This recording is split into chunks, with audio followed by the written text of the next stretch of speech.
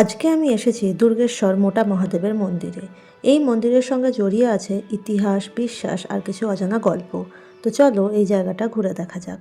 প্রায় 300 বছরের বেশি সময় ধরে নিমতলা ঘাটের খুব কাছেই এই মন্দিরটি রয়েছে। মন্দির থেকে অসংখ্য বট অশ্বত্থ গাছের শিকড় নেমে এসেছে, যা দেখতে অবিকল মহাদেবের জটার মতোই। জল ঢালার জন্য জল রাখা আছে মন্দিরের পাশেই।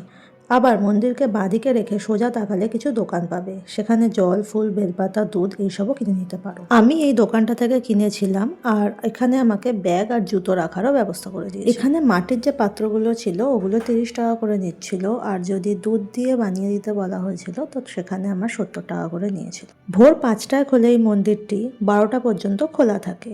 তারপরে আবার 4টের সময় খোলে মন্দির, তখন আর কাউকে ঢুকতে দেওয়া হয় না গর্ভগৃহে, বাইরে থেকেই পুজো দিতে হয়। মন্দিরটি নিয়ে অনেক গল্পই প্রচলিত আছে।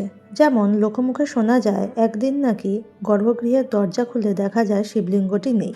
পরে গঙ্গা থেকে তাকে উদ্ধার করা হয়। তারপর থেকেই নাকি শিকল দিয়ে মহাদেবকে এখানে বেঁধে রাখা হতো, যাতে তিনি পালিয়ে যেতে না পারেন। এখন মন্দিরটিকে দেখে মনে হতে পারে এটি সংস্কার কেন করা হয়নি। জানা যায় অনেকবারই নাকি সংস্কার করার চেষ্টা করা হয়েছে, কিন্তু কোনো না কোনো অজ্ঞাত কারণে কাজ বন্ধ করতে বাধ্য হয়।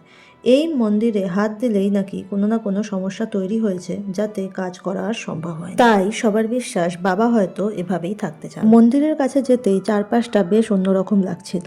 একটা শান্ত পরিবেশ, পুরোনো দিনের আর্কিটেকচার আর স্পিরিচুয়াল ফিলিং জায়গাটাকে বেশ আলাদা করে তুলেছিল। আটচালাই মন্দিরে রয়েছে বিশাল শিবলিঙ্গ, যার উচ্চতা 10 ফুটেরও বেশি। এখানে জল ঢালতে লোহার সিঁড়ি ব্যবহার করতে হয়। প্রতিদিন অসংখ্য দর্শনার্থী ভিড় জমান এই বিগ্রহ দর্শনে।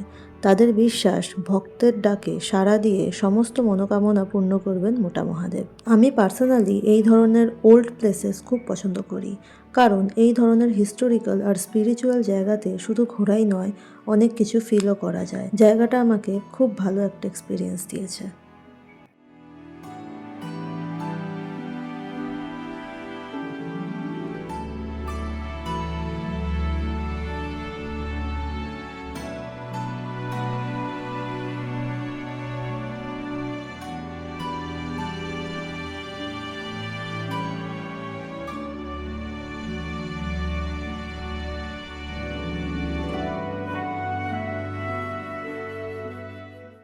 মন্দির ঘোরার শেষে একটু লোকাল খাবারও ট্রাই করলাম।